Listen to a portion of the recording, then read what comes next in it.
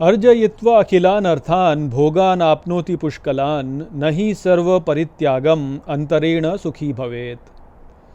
नमस्कार मित्रों, ये जो श्लोक है ये अष्टावक्र गीता के 18वें अध्याय का दूसरा श्लोक है जिसे हम आज गहराई से समझेंगे। तो आइए सबसे पहले इसके अर्थ को समझते हैं। तो जो श्लोक है वो कहता है अर्जयित्वा अखिलान अर्थान, अर्थात अर्जित करके सभी अर्थों को, भोगान आपनोति पुष्कलान, अर्थात बहुत से भोगों को प्राप्त करता है, नहीं सर्व परित्यागम, अर्थात नहीं सबका त्याग किए बिना, अंतरेण सुखी भवेत, अर्थात भीतर के सुख को प्राप्त करता है, या कहते हैं भीतर से सुखी होता है।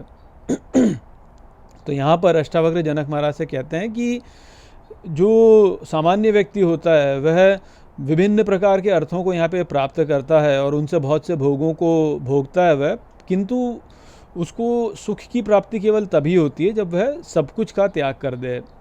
जब तक वो सब कुछ का त्याग नहीं करता तब तक उसको सुख की प्राप्ति नहीं होती। तो ये बात तो सब आप समझ ही लीजिए, इस बात को तो यानी हमें एकदम गांठ बांध लेनी चाहिए कि जब तक हम सब कुछ का त्याग नहीं करेंगे तब तक जो है हमें सुख की प्राप्ति हो ही नहीं सकती।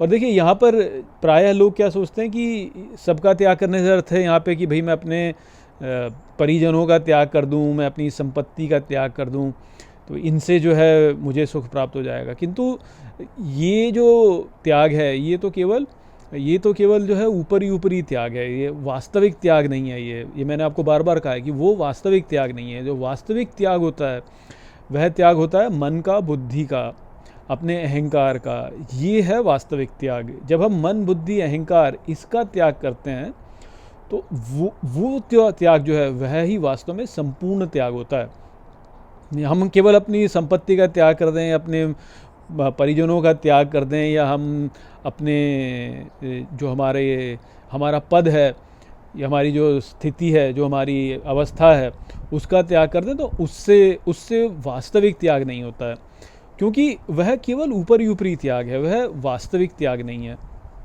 और यदि हम अपने मन, बुद्धि, अहंकार का त्याग कर देते हैं तो भले ही फिर हम इन वस्तुओं का त्याग ना करें तब भी वास्तव में त्याग ही हो जाता है।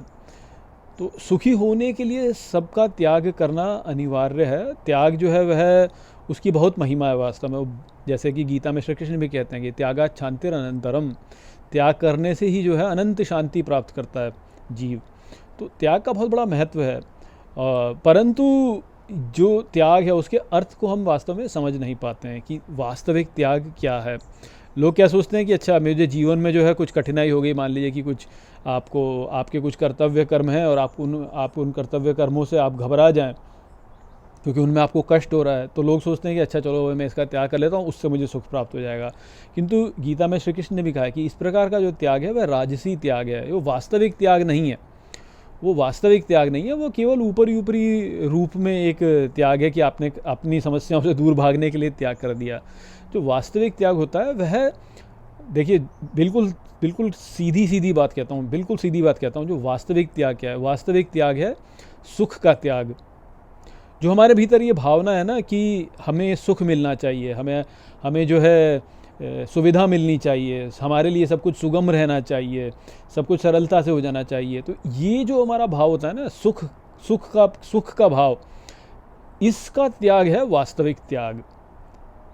इसको अच्छे से आप ग्रहण कर लीजिए। यदि इस सुख का त्याग हमने नहीं किया तो हमने वास्तव में कोई त्याग नहीं किया, और यदि हमने इस सुख का त्याग कर दिया तो हमने वास्तव में सब कुछ का त्याग कर दिया। तो जीवन में हमारे मन में ये भाव होता है कि अरे हमको कष्ट ना हो, हमें दुख ना हो, हम जो है सब कुछ आराम से करते रहें, सब कुछ जो है ऐसी सुगमता से चलता रहे। और जब हम भगवान की पूजा करते हैं, जब अध्यात्म की ओर आते भी हैं तो भी हम इसी भावना से आते हैं।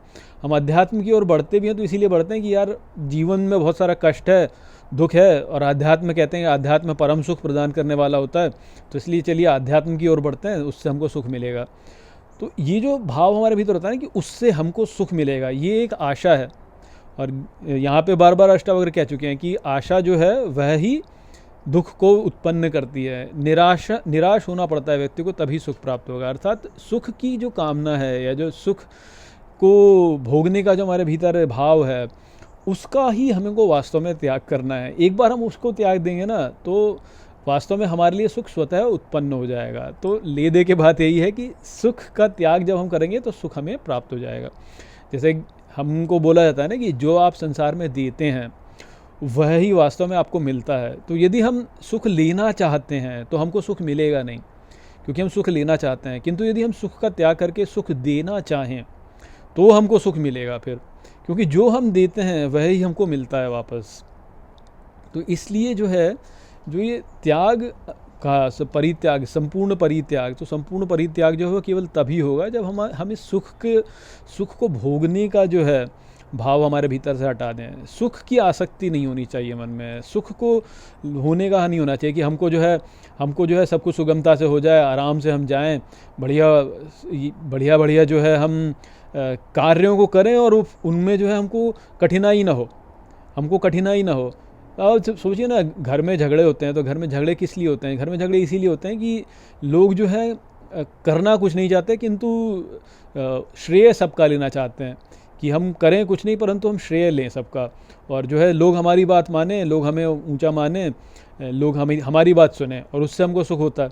और जब हम कुछ करते हैं और उससे अच्छा होता है तो हमको बड़ा अच्छा लगता है। तो ये जो भाव होता है ना, यही वास्तव में दुख उत्पन्न करने वाला होता है। घरों में झगड़े भी इसी को लेकर के होते हैं कि भाई मैं कुछ करूं नहीं परंतु जो है लोग मेरा सम्मान करें। और अब आप सोचिए कि उससे लेकर के कितने झगड़े होते हैं। ये जो सारी फसाद की जड़ है वो यही है कि हम सुख भोगना चाहते हैं। तो ये जो सुख भोगना चाहते हैं और हम जो है हम कष्ट से दूर रहना चाहते हैं, और हम सोचते हैं कि सुगमता से हमारे लिए सब कुछ हो जाए और हमको कुछ करना ना पड़े।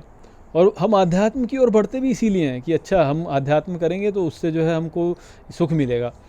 तो ये जो सुख की कामना से जब हम कुछ भी करते हैं तो वह ही दुख उत्पन्न करता है। तो त्याग वास्तव में जो है वो सुख का त्याग है, सुख का त्याग है। और दुख से जो भय हम करते हैं उस दुख से भय का त्याग भी वास्तव में, कि हमें दुख से भय नहीं करना है और सुख की हमें कामना नहीं करनी है। इस प्रकार का भाव यदि हम रखेंगे तो हमारा कल्याण हो जाएगा वास्तव में, उससे हम सुखी हो पाएंगे। तो यही मूल में जो जड़ है जो यही है वास्तव में। एक बार हमने सुख का त्याग कर दिया और दुख के भय का त्याग कर दिया, सुख की आसक्ति का त्याग कर दिया और दुख के भय का त्याग कर दिया, तो बस आप सोचिए कि बात बन गई। सारे त्याग उससे हो जाते हैं, फिर उसके पश्चात सारे त्याग हो जाएंगे। इसीलिए तो गीता में श्री कृष्ण कहते हैं नहीं, कर्म फल जो है, कर्म फल को त्यागना है। कि हम जो भी कर्म करते हैं वो किस लिए करते हैं? या तो सुख पाने के लिए करते हैं या दुख दूर करने के लिए करते हैं, इसीलिए करते हैं। और कर्म फल को यदि हम त्याग दें तो बस हो जाएगा, राग द्वेष हट जाएगा। उस प्रकार से राग द्वेष हटा, बात बन गई, सब हो जाएगा उसके पश्चात। तो वो यहाँ पर बात थी जो कि हमको समझनी थी। आशा करता हूँ कि मैंने इस श्लोक को आपको अच्छे से समझा दिया होगा। चलिए इसी के साथ इस वीडियो को यहीं पे समाप्त करते हैं। नमस्ते।